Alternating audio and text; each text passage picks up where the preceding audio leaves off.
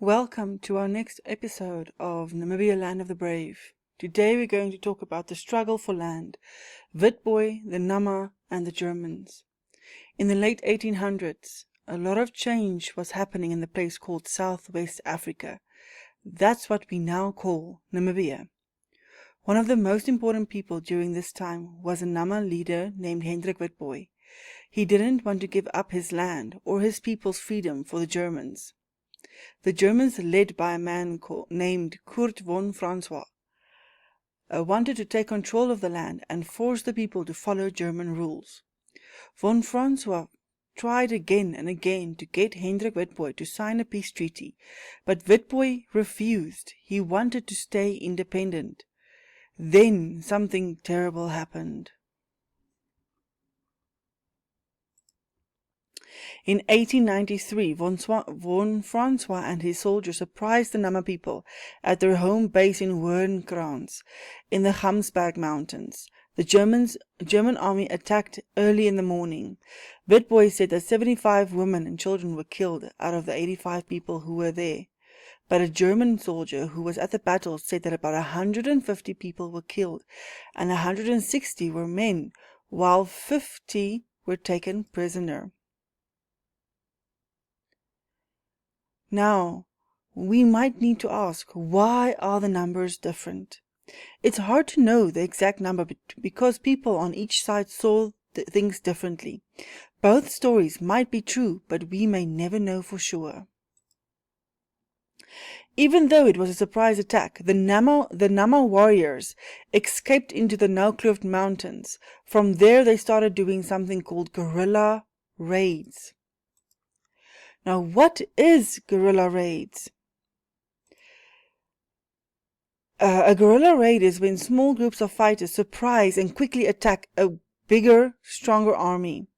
They hide in the mountains or forests and fight when the enemy least expects it. Von Francois couldn't stop the Nama fighters, so he was replaced by a new German leader, Major Witbooi. His job was to set up a colony for white settlers. This is Major Witbooi.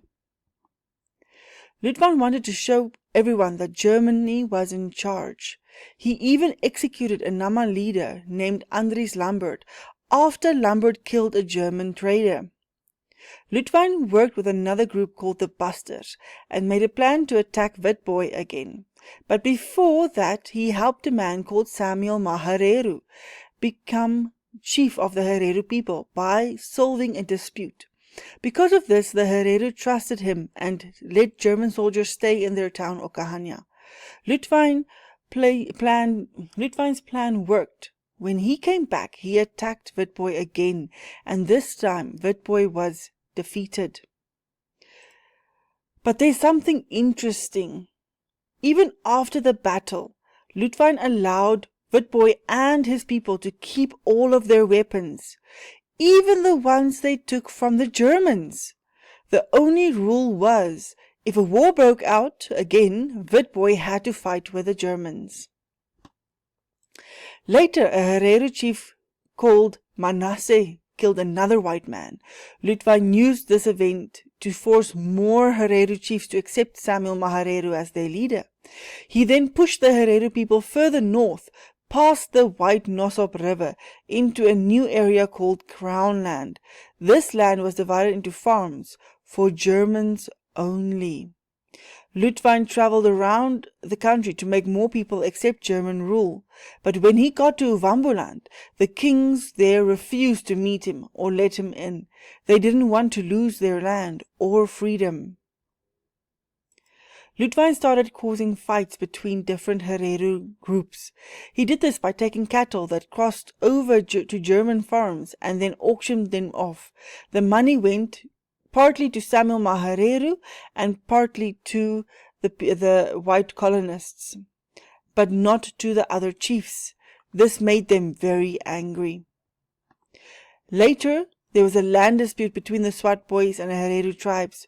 Witbooi didn't fix the problem. Instead, he helped the Nama train them in military and replaced the Witbooi leader David with his brother Lazarus. In 1898, the Witbooi got tired of German rule and rebelled. Witbooi sent soldiers, defeated them, and moved the entire tribe to Windhoek.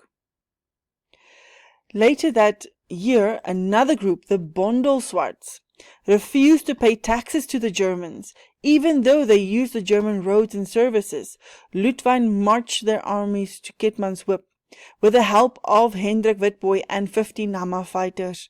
The Bondelswarts gave up and agreed to pay their taxes, pay for the army's travel, and give up land along the Orange River.